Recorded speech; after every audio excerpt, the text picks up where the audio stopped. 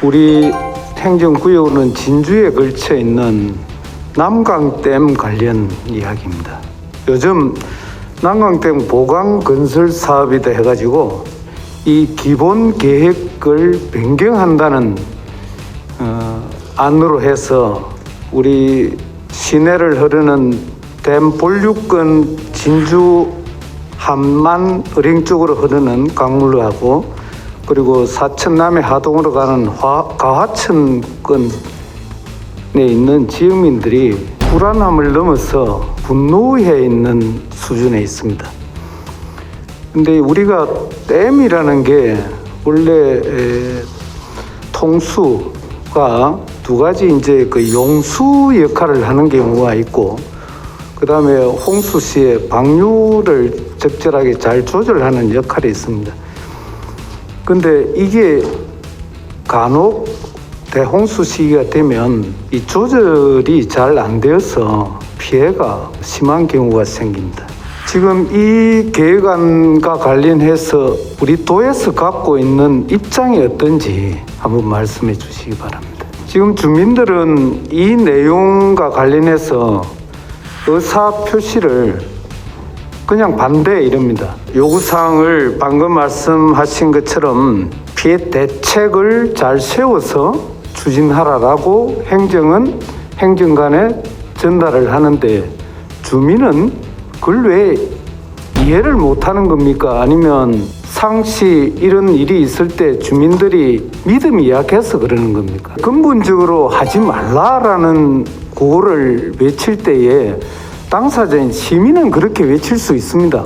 근데 다수 주민들이 어쨌든 반대를 한다는 것은 상식적으로 보면 행정에 대한 불신이 있거나 아니면 뭔가 공식적으로 표현은 하지 않지만 내면에 갖고 있는 주민들의 바라는 바가 있거나 이런 것을 이전의 행정이 해소를 잘 해주지 못한 것에 대한 가장 큰 불신이 있지 않겠어요? 저희 도에서도 이 문제를 주민들과 직접적으로 밀집해 있는 기초지자체가 아니라 하더라도 또 수자원 공사 당사자가 아니라 하더라도 좀 더 적극적으로 이 문제에 대한 이야기를 해야 되는 거 아닌가 싶고요. 이게 상시 여는 것이 아니라 정말 만일을 대비 다시 말해서 댐이 붕괴되는 상황을 원류가 되거나 붕괴되는 상황을 막기 위한 상황이 왔을 때 그때 여는 거다. 그때는 우리가 피해를 다 같이 감수해야 하는 거다 하는 이야기를 좀 더 현실성 있게 정확하게 이야기를 해야 되는 거 아닌가. 그걸 수자원이 직접 말하고 진주시가 직접 말하기에 부담스러울 수가 있습니다. 그걸 오히려 우리 중간에 있는 도에서 좀 더 정확하고 적극적으로 홍보하고 설득하는 게 역할이 상당히 중요하지 않을까 싶습니다. 네, 의원님 말씀대로 다각적인 방안을 통해서 이 사업에 대한 이해가 도민들의 이해가 제대로 될 수 있도록 다양한 노력을 다해 나가겠습니다.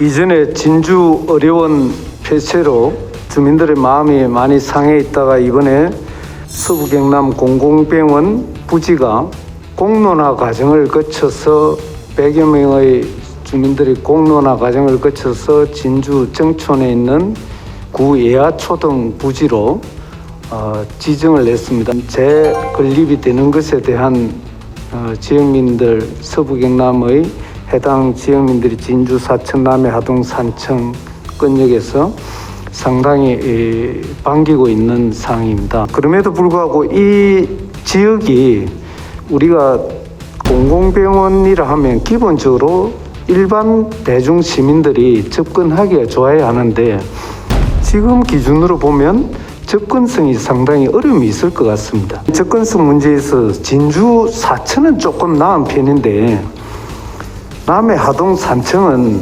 사실은 어려움이 많을 거라 봅니다. 대중교통 접근이 어렵고 결국 승용차는 접근이 언제나 수월 수 있지만 그래서 남해하동 산청에서 접근할 수 있는 쉬운 방안을 좀 잘 마련해 주시길 바랍니다. 예, 잘 준비하도록 하겠습니다.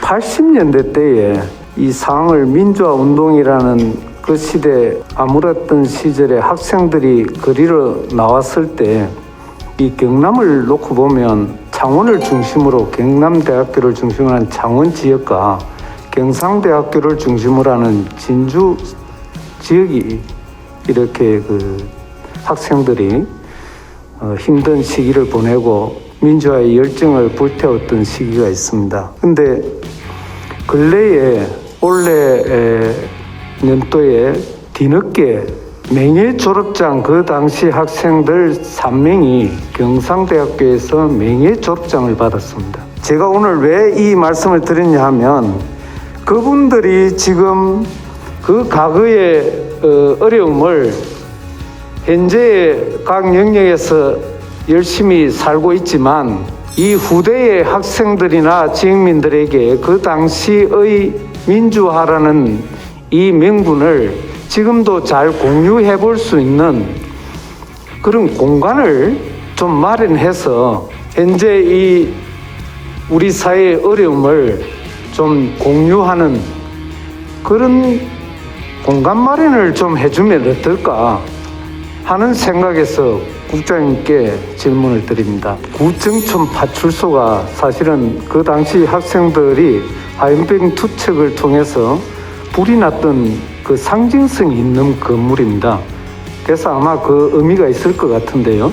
그 건물을 매입하거나 임대하거나 리모델링 하는 것은 도에서 관심을 가져주신다면 아마 기초지자체에서 그 운영과 관련해서는 논의를 해볼 수 있다는 이 말씀 같은데요. 그 점에서 한번 기회를 가지고 기초지자체와 같이 한번 의논을 해봤으면 좋겠다는 생각이 듭니다. 우리 1919년 3.1 독립운동 직후에 4월경에 경남 진주시 수곡면 사곡리라는 마을에 유림들이 모여가지고 파리평화회의에 우리 대한민국의 독립성을 현행 요청하는 파리장서라는 일명 서명운동이 그 지역에서 사인이 있었습니다. 이 상황을 기념하기 위해서 진주시에서 2억을 마련해서 기념비 공원을 조성하려고 하고 있습니다. 우리 경남도에서 이 문제와 관련 협조할 방안이 없을까요? 경남 전체 현충 시설에 대한 지원의 가이드라인에 맞춰서 저희들이 적극적으로 지원해 드리도록 그렇게 하겠습니다. 지사님이 생각하는 서부 경남을 발전시키려면 저는 개인적으로 이걸 행정을 지금 10개 구역을 우리가 통상적으로 서부 경남이라고 이야기를 하는데 이 10개 구역을 오히려 통합을 해서 그 효율성을 좀 높여보는 것은 어떨까 싶은데요. 이거는 뜬구름 없는 소리라고 하실 수도 있지만 이 부분 관련해서 지사님 한번 견해를 말씀해 주시면 고맙겠습니다.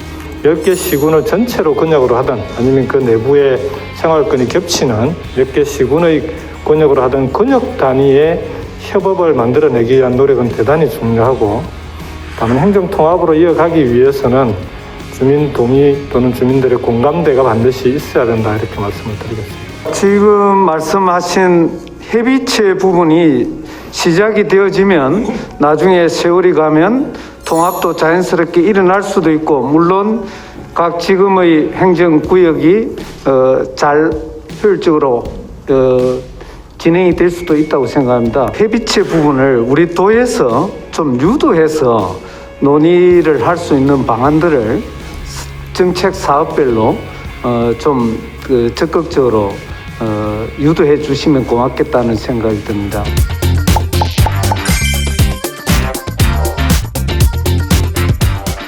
제가 오늘 질문 드리고자 하는 게 우리가 지난번에 선거법 개정되면서 선거 연령 하향에 따르는 18세라는 이 연령 때문에 기준 때문에 투표권이 고등학생들이 이제 생기게 됐습니다. 그런 측면에서 지금 고3 당사자가 투표를 할 그 대상자만이 중요한 것이 아니라 이 모든 학생들이 기본적으로 민주 시민 소양 교육을 받아야 이 투표권도 원래의 목적에 제대로 투표를 할 수 있다. 그 개인의 당연한 권리이지만 저는 그 측면에서 교육관님이 지금 이 고3생들을 대상으로 이번 처음 선거권을 갖는 것에 대한 당장 우선의 교육을 해야 되니 어떤 방식으로 어떤 교육을 하고 계신지 한번 말씀을 좀 해주시면 좋겠습니다. 초, 중, 고 상시 교육이 되고 있다는 그 말씀, 저는 이 선거와 관련 투표권과 관련 고등학생 대상 정도의 투표권 관련 이야기에 나올 때, 그런 자료가 나올 때 반드시 그 문구가 제일 강조되어야 될 점이라 저는 그리 생각을 합니다. 혹시라도 이 지금 당의 선거나 이런 일이 생겼을 때 교육이라는 이름으로 혹시 불평부당한 교육이 아니면 분위기가 만들어지지 않도록 하는 것은 꼭 좀 염두에 두시고 현장에서 그런 일이 만에 하나라도 발생하지 않도록 좀 해주시면 좋겠다는 생각입니다. 선거관리위원회에서 추천하는 전문 강사들을 모셔서 학생들에게 교육을 하는 것으로 준비하고 있습니다. 우리는 누구나 처음 하는 일은 실수가 생길 수 있습니다. 그러나 그 실수를 최대한 예방하고 생기지 않도록 준비하고 노력하는 일은 또 우리가 해야 할 일이라고 생각합니다. 교육관님 말씀처럼 교육이라는 현장에서 그런 에러가 실수가 생길 수 있는 일을 잘 좀 살펴서 특히나 정치와 관련된 선거 이런 이야기는 워낙 대한민국이 서로 질시하고 반목하는 그런 영역이라서 특히나 좀 관심을 잘 기울여 주셨으면 고맙겠습니다. 도민 여러분, 각 영역에서의 리더란 무조건 시민의 뜻에 따르는 것만도, 그리고 시민을 무조건 끌고 가는 것만도 올바른 리더는 아니라고 생각합니다. 근본적으로 방금 교육관님이 말씀하신 것처럼 추진하면서 돌아보고 반성하고 이것이, 그리고 이 과정을 통해서 소통을 잘 하는, 그리고 대상을 잘 이해하려고 하는 그것이 진정한 리더라고 생각합니다.